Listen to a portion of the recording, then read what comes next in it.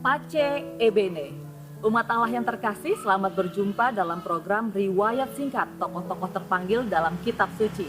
Saya Feby Greshutajulu, Seksi Kerasulan Kitab Suci dari Stasi Santo Crispinus Viterbo Jatioso Medan. Kali ini mencoba untuk mengisahkan mengenai seorang tokoh yang sudah cukup dikenal dalam Kitab Suci, yaitu Nabi Amos. Bagaimana kisah hidup dan pewartaannya? Kita ikuti bersama yuk.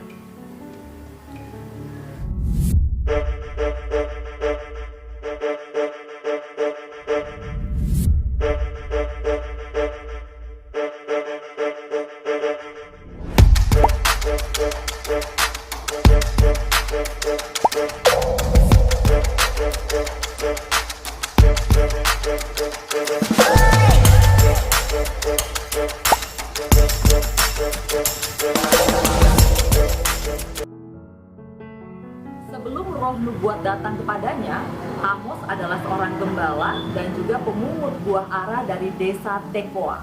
Hal ini jelas disampaikan Amos kepada Amazia, seorang imam di Betel. Dia berkata, "Aku ini bukanlah nabi dan bukan tergolong nabi, melainkan aku seorang gembala dan pemungut buah ara hutan. Tetapi Tuhan mengambilku dari pekerjaanku menggiring kambing dan domba. Dan ia berfirman, pergilah, bernubuatlah terhadap umatku Israel."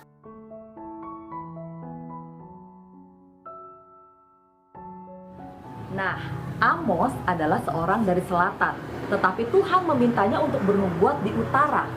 Perlu kita ingat bahwa Israel sebelumnya memang terpecah menjadi dua, kerajaan Israel di utara dan kerajaan Yehuda di selatan. Aneh memang ketika Tuhan meminta orang selatan untuk bernubuat di utara. Amos pasti dianggap menjadi orang asing dan pesan-pesan yang disampaikannya tentu tidak relevan bagi orang-orang yang ada di sana. Dari sudut pandang manusia, Amos menentangnya, tetapi dia akhirnya memilih untuk taat dan patuh pada mandat ilahi. Ketika itu, kerajaan Israel dipimpin oleh Raja Yerobeam II. Pada masa pemerintahan Yerobeam II ini, kerajaan Israel mencapai masa kejayaannya. Ini tentu mengingatkan orang-orang pada era ketika Raja Salomo memimpin dahulu. Bersamaan dengan kondisi politik yang sangat baik, terjadi juga kemakmuran ekonomi.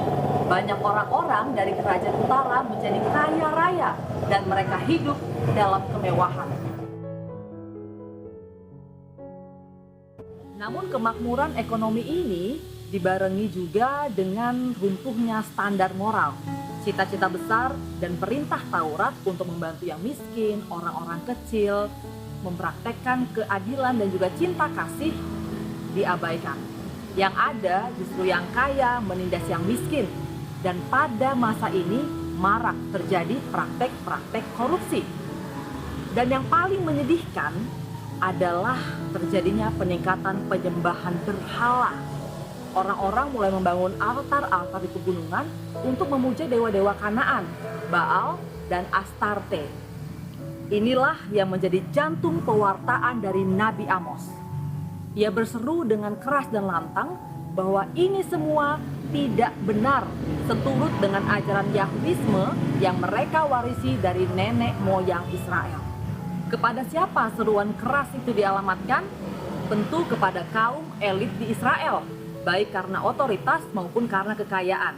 Kekuasaan dan kekayaan ini telah membuat orang-orang tersebut menjadi tamak dan mereka lupa akan nilai-nilai luhur yang mereka warisi dari nenek moyang mereka. Mereka menjadi kaya raya dengan taruhan orang-orang yang miskin dan kecil. Padahal dalam kitab Taurat sudah dikatakan agar di tengah-tengah bangsa Israel tidak terjadi penindasan terhadap orang-orang kecil, orang-orang miskin, anak yatim, janda, dan orang-orang asing. Ketidakadilan sosial inilah yang dilihat oleh Nabi Amos dengan kacamata Allah. Oleh karena itu ia menyampaikan firman Tuhan dengan kata-kata yang keras. Pesan-pesannya yang berani dan belak-belakan terdengar menggelegar dan menggetarkan orang-orang.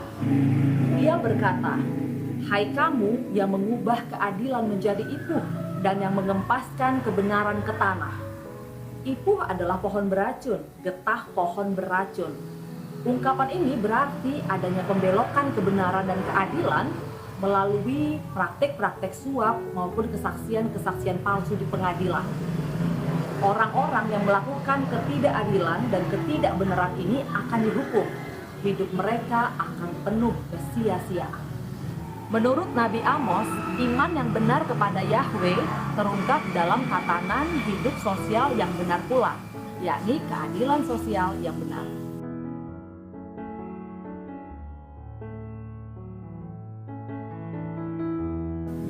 Umat Allah yang terkasih, setiap dari kita pun dipanggil untuk menjadi alat Tuhan untuk mewartakan kebenaran dan keadilan. Semoga di tengah kemajuan zaman ini tidak menciutkan kita untuk berani berkata benar dan adil.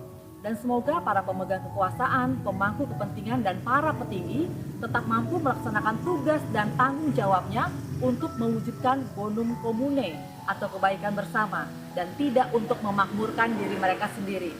Ini juga sejalan dengan sila kedua Pancasila, kemanusiaan yang adil dan beradab. Semoga kita bisa mewujudkannya.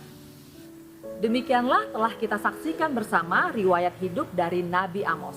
Jangan lupa untuk menyaksikan riwayat singkat dari tokoh-tokoh terpanggil lainnya dalam kitab suci pada episode-episode mendatang.